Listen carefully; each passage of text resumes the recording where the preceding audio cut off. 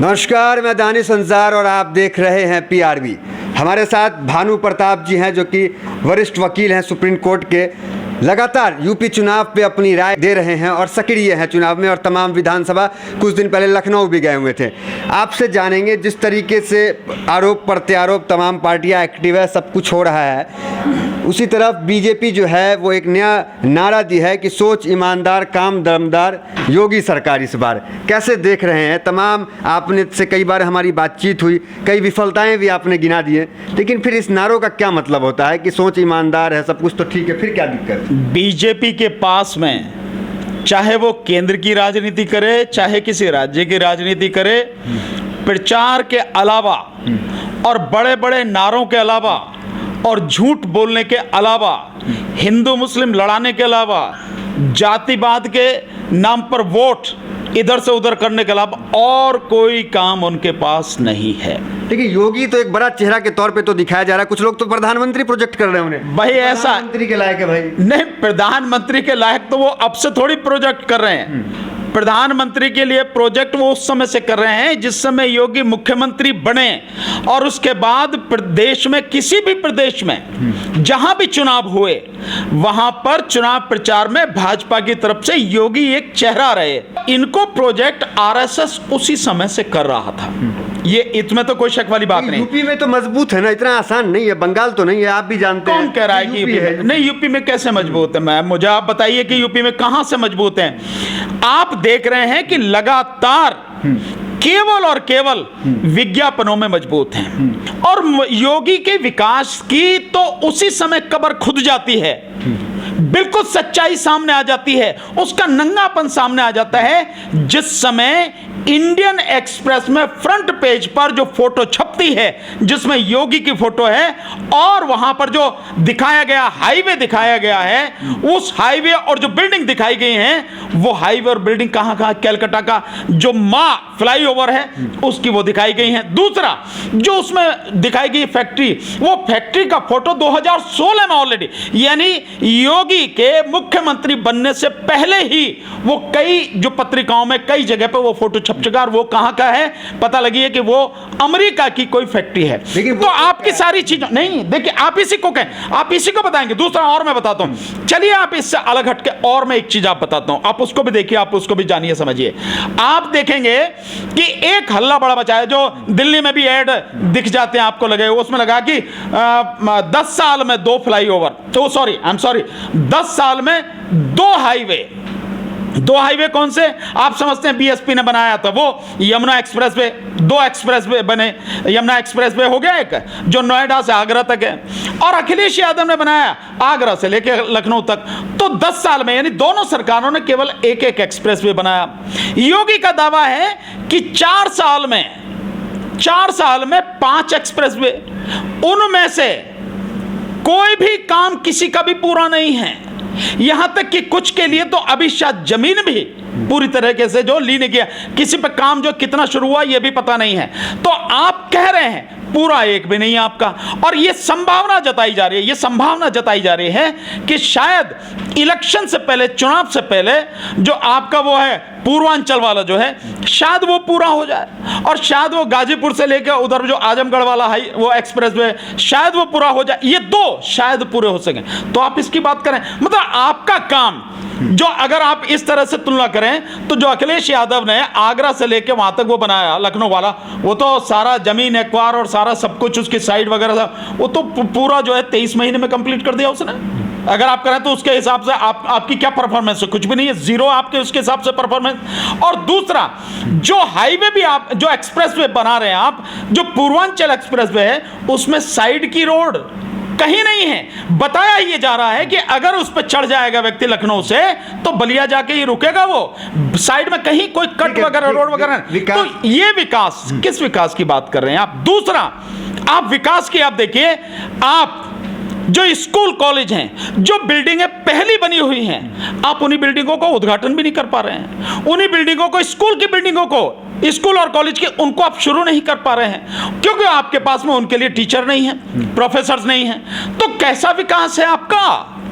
लेकिन ठीक है, मान लिया कि विकास कार्य नहीं हुआ, कुछ भी जो भी आप कह रहे हैं, लेकिन कहा जा रहा है कि जो अपराधी है वो अपराध तो नियंत्रण हुआ ना। योगी जी ने अभी बयान दिया है कल कि हम कुछ नहीं तो हमारे पास बुलडोजर तो है ही।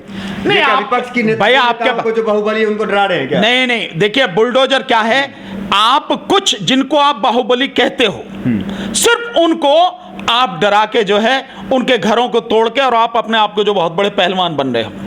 हालांकि जो बाहुबली जिनको बताया, जो जिनके ऊपर ये कार्रवाई की जा रही है, जनता में उनकी जो इमेज है वो जनता के लिए बड़ी सपोर्ट करने वाली, बड़ी मदद करने वाली, जनता को सुरक्षा देने वाले वो लोग हैं जिन बाहुबली की बात करें, चाहे आप मुख्तार अंसारी जी की बात करें या किन्हीं की बात करें, ये वो लोग हैं जो मतलब जिनका हक लोग मार लेते हैं और उस गरीब जनता का हक ये उनसे दिलवाते हैं। ये ऐसे लोग हैं जिनको आप बाहुबली कहते हैं। खत्म हुआ कि नहीं? 135 इनकाउंटर हो गया, अपराधी मारे गए 135। वो 135 जो एनकाउंटर हुए हैं वो भी सारे के सारे फर्जी एनकाउंटर है। सब सामने सुप्रीम कोर्ट के जजेस जो है, मदन बी लोकुर जी का अभी करीब 10-15 दिन पहले ही एक बयान आया है, आप उसी से सुन लीजिए, आप उसे कि 117 उनके जमाने तक की 117 जो एनकाउंटर हैं वो फेक एनकाउंटर, उन पर सवालिया निशान है। दूसरी बात और आप देखें किस अपराध मुक्त की बात कर रहे हो, मैं समझता हूं शायद परसों की बात है, अभी तो शायद आज पोस्टमार्टम हुआ है या होना है। जो महंत जो अखाड़ा परिषद के अध्यक्ष महंत नरेंद्र गिरी, अगर इतना बड़ा व्यक्ति उसकी हत्या हो सकती है, हालांकि इसको आत्महत्या की बात कहा जा रहा है कि आत्महत्या है, लेकिन आत्महत्या के उस पर तो कई सवाल खड़े हो गए। अब वो आत्महत्या है या जांच तो कर रही है ना, टीम लगा दी है सरकार, कैसे जांच करती है मैं इनकी जांच का बताता हूं कि पिछले 10 साल में 38 ऐसे महंतों साधु सन्यासियों को हत्या या आत्महत्या हुई है। 38 पिछले 10 साल में, और पिछले 5 साल में 27, जिनमें से मात्र 4 ही मुकदमों की सच्चाई सामने आ पाई है इन्वेस्टिगेशन में। बाकी किसी की सच्चाई सामने नहीं आ पाई कि वो आत्महत्या थी, हत्या थी, क्या थी, कुछ तो आना चाहिए था। तो साधु संतों की बात आप क्यों कर रहे हैं? वो तो साधु संतों की हितैषी है ये। मैं साधु संतों की बात नहीं कर रहा, मैं ये बात कर रहा हूं कि जब तुम साधु संतों के लिए इतना करते हो, तुम्हारी पार्टी ही साधु संतों की है और तुम भी अपने आप को जो मटके मठाधीश और साधु संती हो, तुम्हारे राज्य में अगर उनकी हत्या या आत्महत्या हो सकती है और बहुत लेटेस्ट है और वो भी इलाहाबाद में, तो आप कैसे कहते हैं कि अपराध मुक्त हो गया? और इससे मुश्किल से 5 दिन पहले की बात बता रहा हूं मैं, यही कि नोएडा की खबर चल रही थी और शायद योगी कहीं पे थे, वो कह रहे थे कि अपराध मुक्त हो गया। जो बात आप कह रहे हो कि अब कोई लड़की को तो उठा के दिखाए, कहीं किसी की हत्या करके तो दिखाए। उसी दिन नोएडा में एक लड़की को किडनैप किया, दिन दहाड़े गाड़ी में उसको किडनैप किया। तो ये सब कहने की बात है। दूसरी बात यह है, आपने हर चीज पे वो लगा रखी, रोक लगा रखी। जब आप अपराध जो हो रहे हैं उसकी एफआईआर ही नहीं करोगे, आप थाने में चले जाओ, आप करवा लो एफआईआर। जब तक मामला उछल नहीं जाएगा या जब तक जिसके साथ में कुछ घटा है वो पैसे वाला नहीं होगा, पैसे की जो बाकायदा मतलब उनके साथ में डील नहीं हो जाएगी, तब तक एक भी एफआईआर करा लो आप। एफआईआर नहीं होती। मैं खुद इस केस का जो है वो हूं जो एफआईआर नहीं हुई। ऐसा नहीं है कि मैं वैसी हवा में कह रहा हूं, एफआईआर तक नहीं होती। लेकिन 420 के केस में तो एफआईआर होती ही नहीं है, ये स्थिति है। और किसी भी तरह के, और देखिए, और मैं आपको एक और बड़ा ये जबरदस्त वो है, इसको कोई देखता नहीं।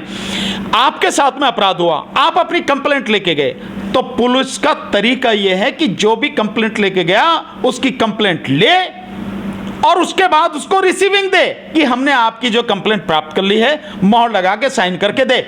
किसी भी कंप्लेंट को रिसीव नहीं किया जाता, मोहर लगा के उसको रिसीविंग नहीं दी जाती। ये स्थिति, तो पता क्या लगेगी कितने अपराध हो रहे हैं। और जब एक तो एक्चुअल में जितने हो रहे हैं उनका तो रिपोर्टिंग है ही नहीं, दूसरा जिनकी रिपोर्टिंग भी है उनमें भी बहुत से जो है वो होते ही नहीं, अपराध दर्ज ही नहीं होते हैं। ये स्थिति है। लेकिन सर एक माहौल तो बनाया जा रहा है ना कि योगी सरकार के सामने कोई नहीं है, कोई टिक नहीं रहा। जो पार्टी विपक्ष में सबसे बड़ी पार्टी उसको मुस्लिम पार्टी साबित किया जा रहा है। बार-बार अब्बू जान कह रहे हैं योगी जी। मैं तो फिर यही कह रहा हूं कि हिंदू मुस्लिम के अलावा उनके पास कुछ नहीं है, कुछ भी। अब्बा जान ये जो सारी चीजें कह रहे हैं, उनसे ये पूछो कि आपके अपने कितने जो हैं बीजेपी में जो नेता हैं, कितने ही हैं जिनके जो दामाद हैं वो अब्बा जान ही हैं, है नहीं है अब्बा जान दामाद। चाहे जो है वो नकवी हो या कोई और हो, इस तरह के हैं नहीं, कितने हैं, शाहनवाज जी, शाहनवाज हुसैन हो, ये सब अब्बा जानी तो हैं। यहाँ तक कि सुब्रमण्यम स्वामी जो है उनकी भी पता नहीं देवती है कोई है, वो भी जो है मुस्लिम व्यक्ति के साथ में उसकी शादी वगैरह है नहीं। मोहन भागवत की खुद की जो उसके परिवार से जो है पता नहीं कौन, वो आप राशन खा जाते थे जो अब्बा जान थे। किस राशन की बात कर रहे हो आप? राशन खा जाते थे? जिन अब्बा जान के राशन खाने की बात कर रहे हो, जरा आंकड़े देखो। 2013 तक उत्तर प्रदेश में जो राशन कार्ड थे वो 6 करोड़ के लगभग थे।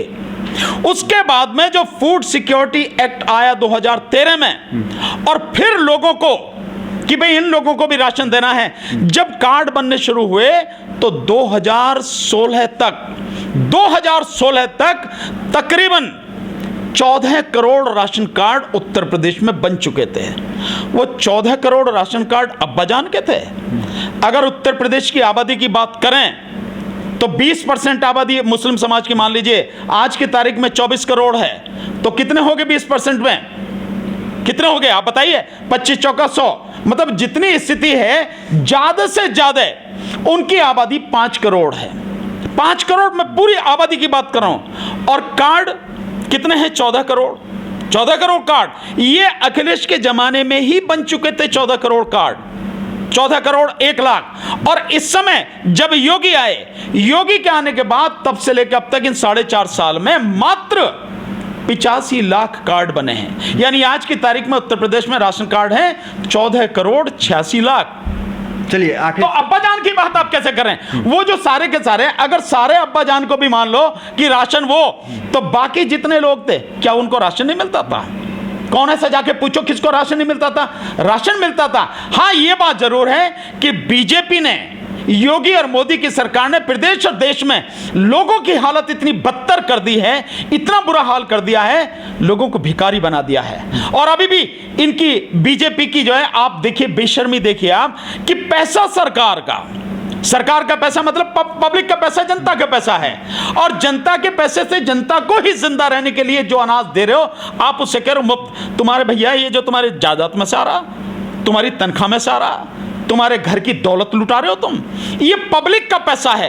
पब्लिक के पैसे में से इस कठिन समय में पब्लिक को ही अनाज दिया जा रहा, इसे मुफ्त कहेंगे आप? मुफ्त वैक्सीन, मुफ्त राशन और मुफ्त जन क्या क्या कह रहे हैं। इससे पहले जो वैक्सीन की बात है, क्या टीका लगते थे? 5 तरह के टीके लगते थे, क्या पैसा लिया जाता था? टिटनेस का टीका, डीपीटी का, उसका डिप्थीरिया का टीका, काले उसका चेचक का टीका, ये सारे लगते थे, आज भी लगते हैं। 5 साल की उम्र तक बच्चों को फ्री लगते हैं। तो तुमने कहां कैसे फ्री दे दिया? लेकिन बेशर्मी इस कदर है, क्योंकि है तो नहीं कुछ भी, दिखाने के लिए सच तो कुछ भी नहीं है। सच तो बड़ा भयानक है।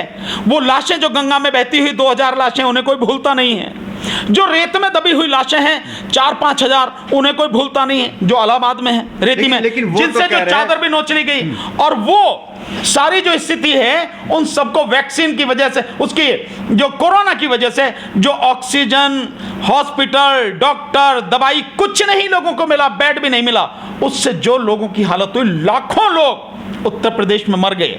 बीजेपी के नेता की बता रहा हूं, बीजेपी का नेता कहता है उत्तर प्रदेश में हर गांव में कम से कम 10-15 लोगों की मौत हुई है, और 1 लाख गांव है तो तकरीबन 10 लाख। ये तो बीजेपी के नेता की काउंटिंग है, मेरे नहीं है। वो तो कह रहे हैं कि कोरोना काल में जो सफलता हुई बीजेपी की, योगी सरकार की, उसको दिखाकर वोट लेंगे। वो तो ये कह रहे हैं, अमित शाह भी कह रहे हैं। बिल्कुल, मैं तो कह रहा हूं कि सफल रहे। सफलता क्या है? लोग बिना ऑक्सीजन के मर गए, ये सफलता है। ऑक्सीजन का सिलेंडर 400-500 रुपए का 60,000 रुपए से लेकर 90,000 रुपए में बिका, यह सफलता है। जो दवाई 2,000 रुपए की, 2,500 की थी, वो 20,000 में, 25,000 में, 50,000 में बिकी, यह सफलता दिखाओ ना उसे। वो नोएडा का ही हॉस्पिटल है, उत्तर प्रदेश में ही है ना, जिसमें हॉस्पिटल के कंपाउंड में ही एक लेडी गाड़ी में ऑक्सीजन की कमी से मर गई, उसकी दर्दनाक मौत दिखाओ ना लोगों को।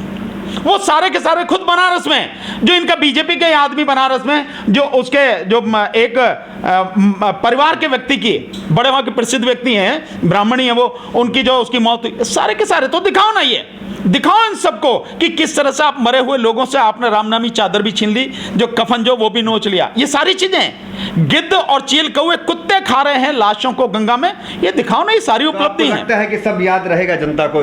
मैं नहीं मानता, नहीं मैं नहीं मानता, बल्कि मैं जानता हूं इन सारे घावों को, इन सारे दुखों को उत्तर उत्तर प्रदेश की जनता किसी कीमत पर भूलेगी नहीं, और ये तो यही बात है। इसके अलावा गन्ना किसान रो रहा है, 16,000 करोड़ के लगभग गन्ना किसान का बकाया है। आप दिलवाओ ना उसे, नहीं दिलवा रहे। आपने 4 साल में 1 पैसा नहीं बढ़ाया आपने, और केंद्र सरकार ने अब बढ़ाए वो भी 5 रुपए, वो भी मिलेंगे नहीं मिलेंगे इसका कुछ पता नहीं है।